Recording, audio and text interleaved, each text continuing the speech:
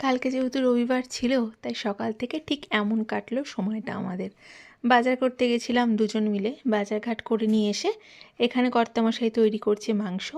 যেহেতু রবিবার আর রবিবার দিন সে অল্প একটু হলেও কিন্তু মাটনটাই খায়, চিকেনটা সে খুব একটা পছন্দ করে না। আর যদিও বা চিকেনটা খায় তাহলে সে আমার দৌলতে পড়ে চিকেনটা অল্প একটু খায়। আর আমার মাটনের থেকে চিকেন বেশি পছন্দ, তাই আমি চিকেনটা একটু বেশি খাই। আর কর্তামশাই খায় হচ্ছে মাটনটা একটু বেশি। এখানে যতটুকুনি মাংস আছে সেটা আমাদের দুজনের, মানে সকালে আর রাত্রে দুবেলা হয়ে নিয়ে, আর সকালের জন্য মানে আমার দুপুরবেলার জন্য মোটামুটি ধরে নাও 2-3 টুকরোর মতো থাকে। আর আমি প্রায় অনেক বছর ধরেই রবিবার দিন মাটন বা এরকম ভারী কিছু খাওয়ার পর না, সোমবার দিনকে একদম হালকা পাতলা রান্না করি। এটা আমার নিয়ম আছে। শুধুমাত্র সেদ্ধ ভাত খাবো, না হলে ডাল সেদ্ধ, আলু সেদ্ধ, একটুখানি ডিম সেদ্ধ করে সেই ভাতটুকু খাবো। অন্যদিকে মাংসটা হয়ে গেছে তৈরি, আর এটা বানাচ্ছি হচ্ছে শাক ভাজা। অল্প একটু সর্ষা শাক ছিল, সেটাকেই সামান্য একটু ভেজে নিচ্ছি। আসলে আমার কর্তামশাই মাংস হলে কিছুই খেতে চায় না, আর আমার দৌলতে পড়ে ওই অল্প স্বল্প মুখে দেবে আর কি।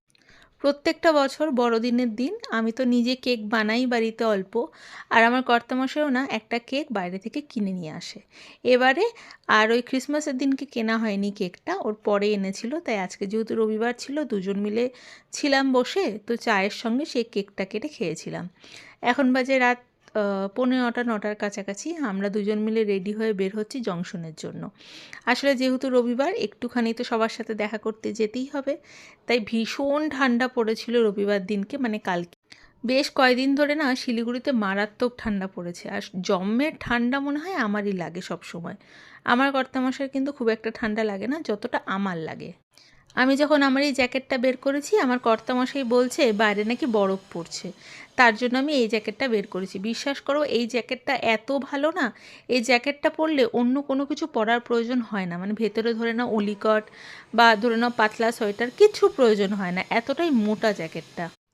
এই রবিবার দিন মানেই আমাদের একটাই আড্ডার জায়গা, সেটা হচ্ছে জংশন।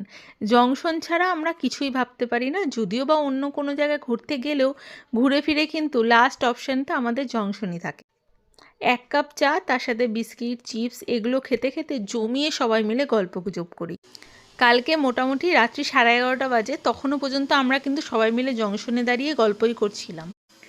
জংশন থেকে বেরিয়ে এবার বাড়ি যাওয়ার পালা। আমরা যখন বাড়ি পৌঁছালাম তখন বাজে রাত্রি 12টা। কালকে অনেক লেট হয়ে গেছিলো। আসলে আমরা কেউ ঘড়ি দেখিনি যে এতটা লেট হয়ে গেছে গল্প করতে করতে। আর এতটাই কুয়াশা ছিল সেদিন, গোটা রাস্তাটা রীতিমতো ভিজে গেছিলো।